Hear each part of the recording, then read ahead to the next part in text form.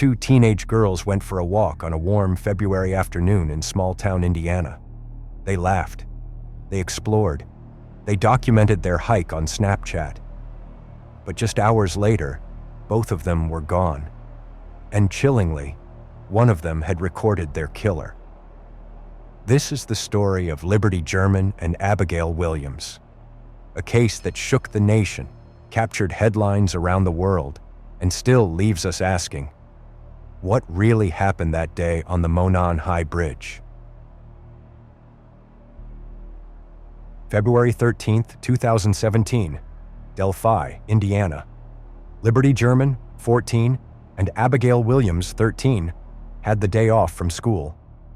The weather was unseasonably warm, so the girls decided to hike one of their favorite local spots, the Monon High Bridge Trail.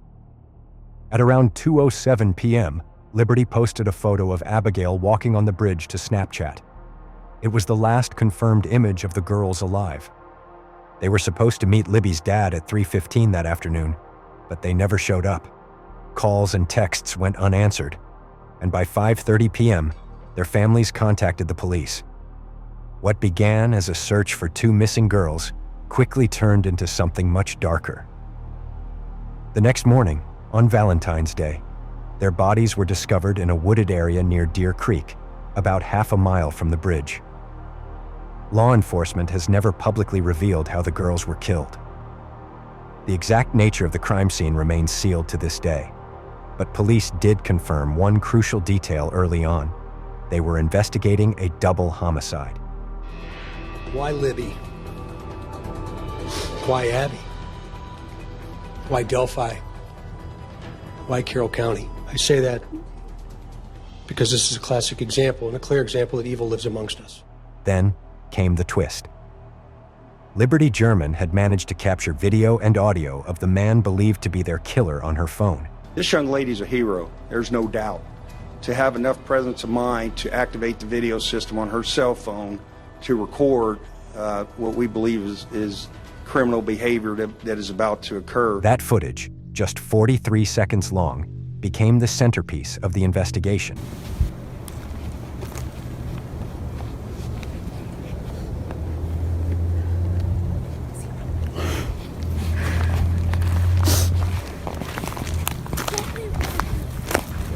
See, this is the path that we go down.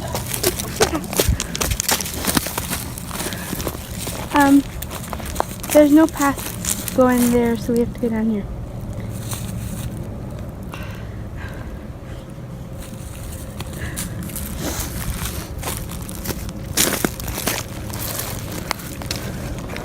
Hi. Police released a brief clip of the suspect walking along the bridge, followed by a chilling 3-word audio recording. Guys, down the hill. The man's identity was unknown. His voice and walk were distinctive, but the video was grainy. The image was haunting, but inconclusive. In July 2017, police released a composite sketch based on eyewitness accounts. Then, in 2019, they released a completely new sketch, this time depicting a younger-looking man, clean-shaven, with a sharp jawline and tousled hair. The shift in direction only deepened the mystery. Was the first sketch wrong? Had something changed in the investigation? Or were they looking for multiple suspects? Despite receiving over 50,000 tips and interviewing countless people, the case remained unsolved for years. The small town of Delphi was haunted by what happened and who could have done it.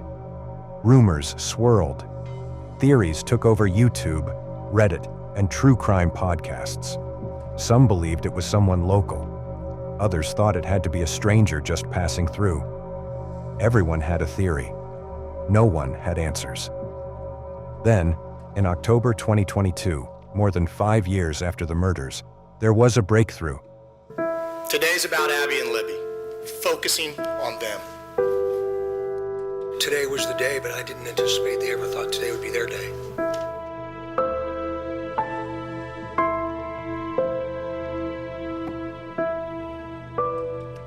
For the first time in more than 5.5 years, we finally tonight have a few new answers to a question that has loomed over Indiana and over the town of Delphi.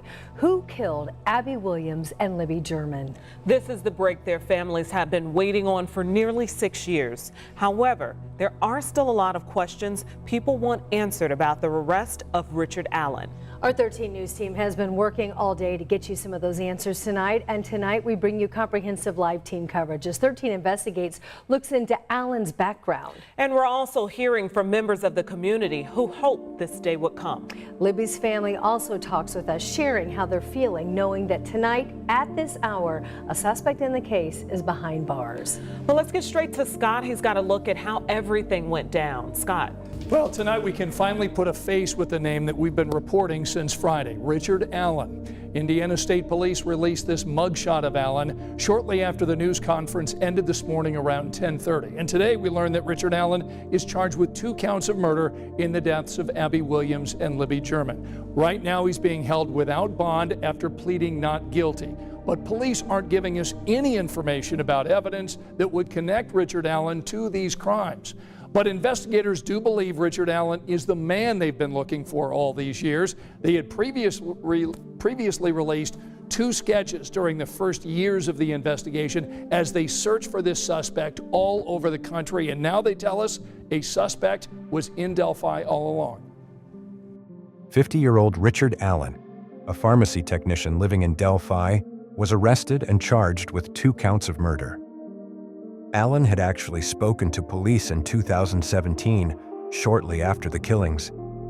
He admitted he'd been on the trail that day, but claimed he didn't see the girls. That tip was apparently filed away and forgotten. But new investigators eventually circled back. And when they searched Allen's home, they found a .40 caliber pistol. That gun matched an unspent bullet found near the girls' bodies. Investigators also revealed that Allen had made incriminating statements while in jail, allegedly confessing to the murders in calls to his wife and mother. In October 2024, Richard Allen stood trial. Prosecutors laid out their case, connecting the bullet to his gun and pointing to his own words as damning evidence. His defense team argued that the investigation had been flawed, that too much time had passed, and that the evidence was circumstantial. But the jury didn't buy it. In December 2024, Richard Allen was found guilty of both murders. Breaking news into CNN, there is a verdict in the Delphi double murder trial of Richard Allen. He has been found guilty. You'll recall he's accused of killing 2 teenage girls and leaving their bodies near a hiking path in the small town of Delphi, Indiana, 7 years ago. We're joined by CNN's Jean Casares now, who's been tracking the case. So, Jean, the jury here, after some 20 hours of deliberation, finding him guilty. And our affiliate WTHR is reporting that the courtroom was quiet. However, the emotion was immensely strong in that courtroom. Richard Allen himself was stoic as that verdict was read. The police superintendent from the county of Delphi, Indiana, according to our affiliate, put his hands to his face and started to cry as that verdict was read. He has been on this case from the beginning. This has been an emotional jury. And this has also been an emotional time for the Delphi community because it was 7 years before they were able to charge Richard Allen with this crime. And so much had gone on. It was because of the tip of a volunteer who had looked in a box because they didn't know who did this, and they found the name Richard Allen, who worked at the local CVS pharmacy, who had made the copies of photographs for the family before the funerals, free of charge for the families. That's who they then looked at, and that is how the arrest became, and also to this ultimate conviction. He was sentenced to 130 years in prison, 65 years for each girl. And yet, even with a conviction, questions remain. Why did it take 5 years to revisit a tip that pointed directly to a man living just minutes from the crime scene? Why was the original sketch so different from the final arrest? What really happened in those final moments on the trail? We may never know all the answers, But what we do know is this. Liberty German and Abigail Williams were brave. Libby's instinct to start recording may have been the very thing that cracked the case. Their story is heartbreaking. It's infuriating. And it's a reminder that evil can hide in plain sight, even in the quietest of towns. This has been episode 1 of the Incident Report. Until next time, stay aware, stay safe, and stay curious.